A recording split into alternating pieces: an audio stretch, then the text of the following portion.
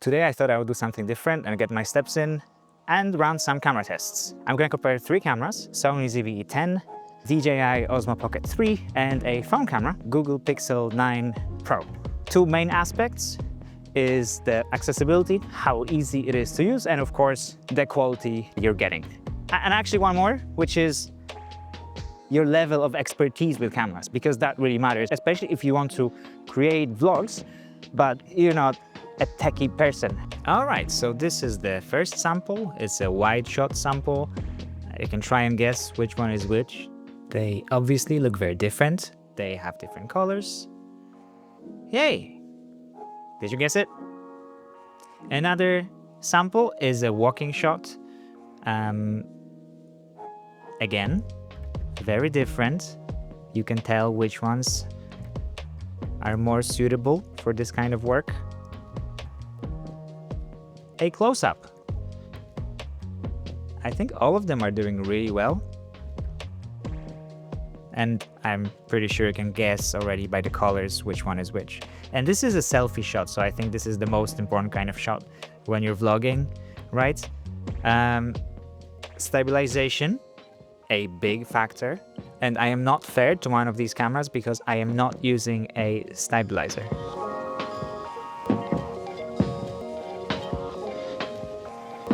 But my thinking is, if you're a vlogger, you will have a limited equipment. Also, the time it takes to set up a separate stabilizer with a Sony here, it takes so long.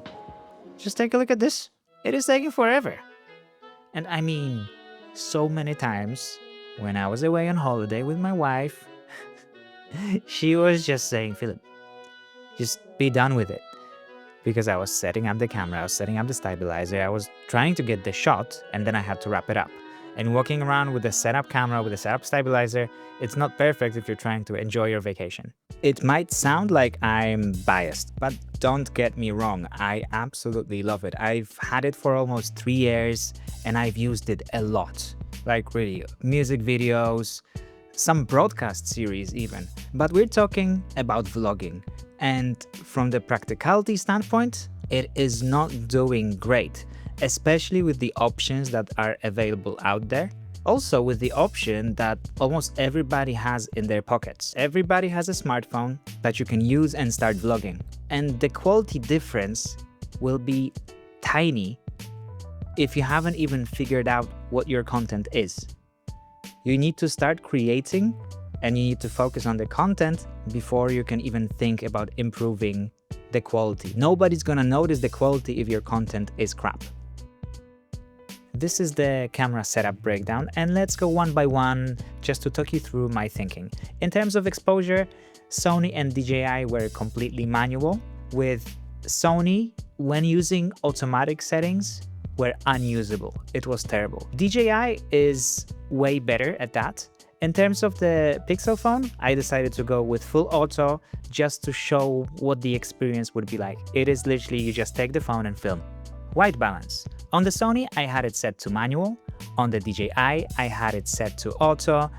And I shouldn't have because I always meant to grade it and it's not really good to have it set to auto if you want to grade it later on. And on the Google Pixel, auto as well. Color grade. I did grade the Sony and the DJI shots. For the Pixel phone, I decided to do minimal adjustments, just brought the exposure down, anybody could do it. In terms of stabilization, we already touched upon this. Sony had the in-camera steady shot setting, which is still terrible when you're using handheld. DJI is perfect and Google was pretty decent. I used ND filters on both Sony and the DJI.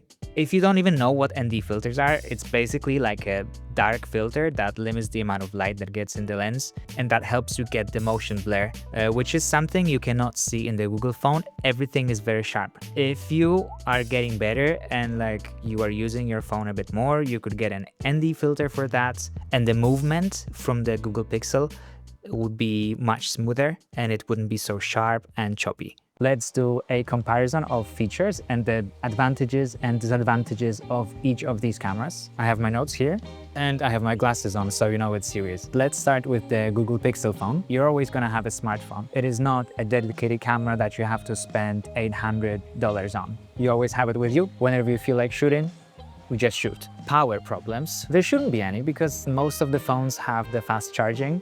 So if you're using it extensively, you should be fine just quickly recharging it, whether in a socket or maybe with a power bank. And easy setup. That's definitely a plus. You just take it out of your pocket and shoot. And the big one is the lenses. So you have, I think, 4 options. You have the super wide and you have the optical zoom. I think it's ×5, which is really handy, especially like, you know, if you want to get closer, you just click a button and you're in. Like, you don't need to get additional lenses. Disadvantages: you have limited control over the image and the image quality is a little bit lower than the other options. And a big one that I didn't mention before is the sound. You need a microphone, which is an additional purchase. Now the DJI that I'm shooting on, I have the microphone on that comes with the creator combo set. And for this part, I set everything to auto. According to me, it's the best vlogging camera out there right now. The batteries and all the accessories come with the creator combo, so you don't need to think, oh, what am I gonna need? Especially if you don't have the experience yet. Oh, and one more advantage, you have so many different options in this camera. Like, look at this tracking. I'm moving, I'm not touching the camera, and the camera is following me. So if it's just you shooting and you want to be in the frame, this is your camera. For more advanced users, you get access to D-Log HLG at 10-bit, which gives you a bit more freedom in the post to grade it. Disadvantages: you're limited in terms of the zoom, so you don't have a lot of lenses. You have just this wide lens, and then you can do like digital zoom ×2, which is, I think, AI enhanced at the moment with the latest updates. It doesn't go that close. And Sony, amazing image quality. It's the Sony image. It's a slight step up from the DJI. You get access to all the exposure controls, you get access to all the pro controls, to all the Sony color science, different color profiles, different gamma curves. So if you know what you're doing, you can get an amazing image out of it. It comes with a decent kit lens, which is not amazing, but it will do the job fine. You can get additional lenses. Obviously, lenses are gonna be more expensive than the camera itself. Let's do the minuses, which is it doesn't come with a microphone. It also comes with only one battery, which is terrible because you will burn through so many batteries when you're shooting. And this is not an in-depth review. I don't want to compare how long a battery lasts, but trust me, one battery is not enough. So you'd have to get way more than one.